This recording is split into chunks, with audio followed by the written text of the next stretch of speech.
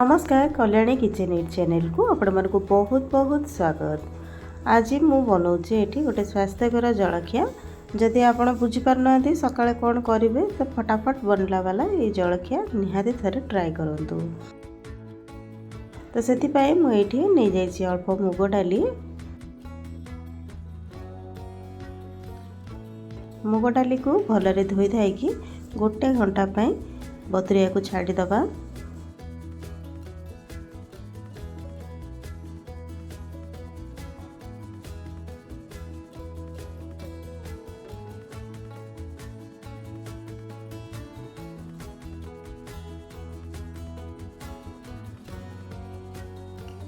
तो देखो गोटे घंटा हो गला तो बतुरी जाइए।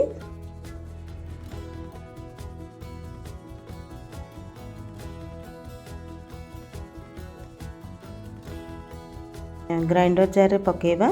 तापर ये अदा और कंचा लंका को पकईची और ग्रीन मटर अल्प पकईची 2 चम्मच सुजी पकईची 2 चम्मच दही पकईची।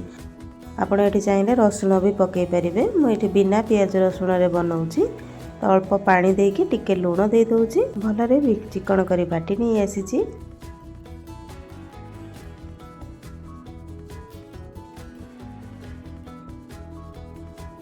तापरे अल्प जीरा पकई देची काटिकी रखी धनिया पत्र ताकू भी पकई देची। अल्प हल्दी गुंड पकई देची भलरे गोलई नबा।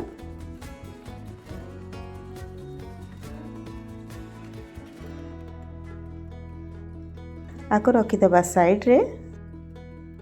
दीटा ये कंचा आलू कद्दूकस कर नहीं ताकू पकई सबुतक मिसई नबा।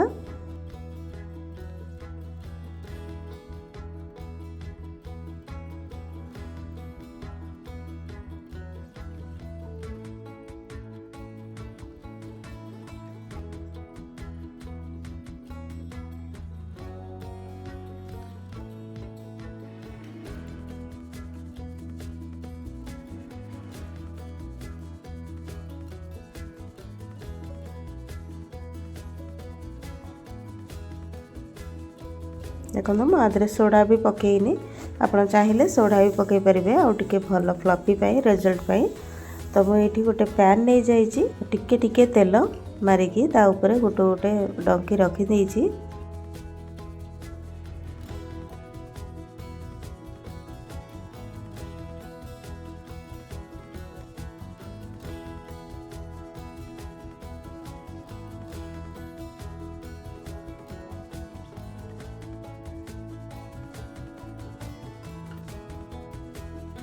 अल्प चिली फ्लेक्स पकई देइछि।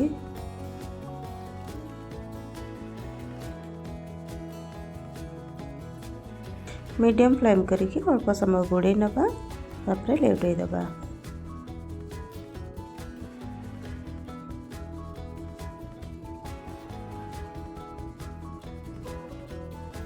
हल्का हल्का चापिकी ताको भाजिबा जेमती ऊपर भलरे क्रिस्पी हो जिवो आ भितर भी भल सिझी जिवो।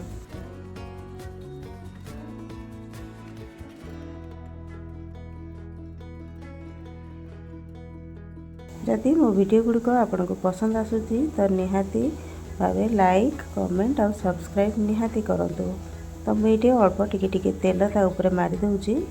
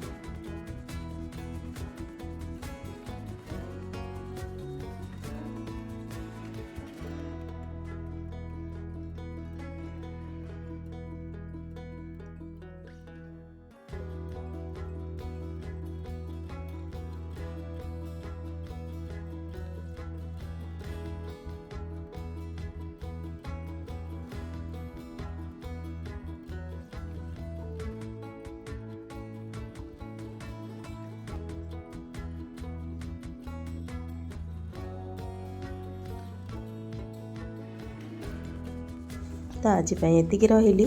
ପୁଣି ଥରେ ଦେଖା ହେବ ଆଉ ଗୋଟେ ଭିଡ଼ିଓରେ। ସେତିକି ପର୍ଯ୍ୟନ୍ତ ବାଏ ବାଏ।